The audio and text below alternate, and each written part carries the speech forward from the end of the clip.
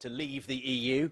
I mean, you'd be criticising what he came back with, whatever he came back with, but you've got to admit, I mean, he's done rather better in these negotiations than many people, including yourselves, expected, hasn't he? Well, regardless of whether he got a ban or a break on in-work migrant benefits or a ban on child benefit, look, it doesn't really matter. These are peripheral issues. These aren't the issues which the British people get excited about when it comes to Europe. I mean, he didn't go in there and talk about reducing our membership fee of £55 million a day. He didn't really talk about any change to freedom of movement of people. He didn't get one single law transferred back to Britain. He did nothing about common fisheries or the common agricultural policy. Look, this was thin gruel.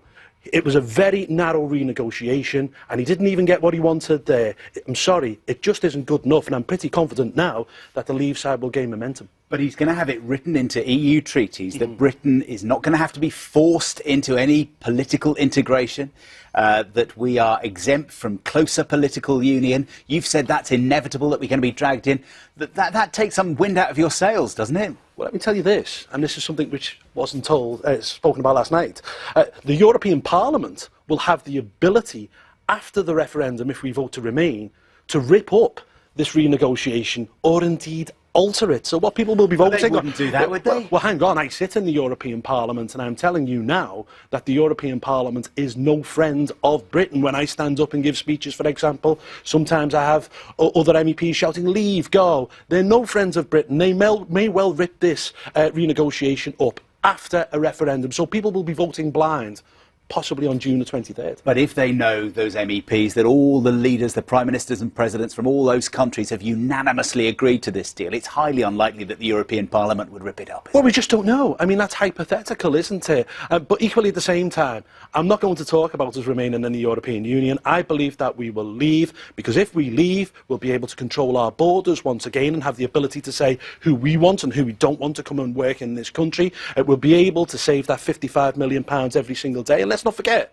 over half our laws are now made in Brussels, not by elected MEPs, but by a European Commission that meets in secret. That is un-British, it's undemocratic, and I don't think the British people will stand for it. You are campaigning already, but let's talk about your campaign, the Leave campaign, because it's confusing, isn't it? All these different groups, all these different lobbying organisations.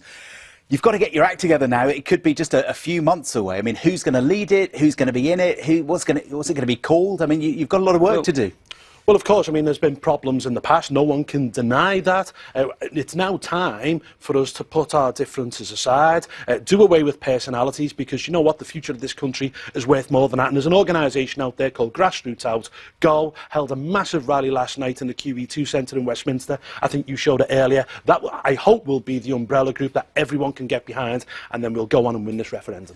Michael Gove apparently joining the Leave campaign, we understand. Yeah. Boris Johnson going to be with you?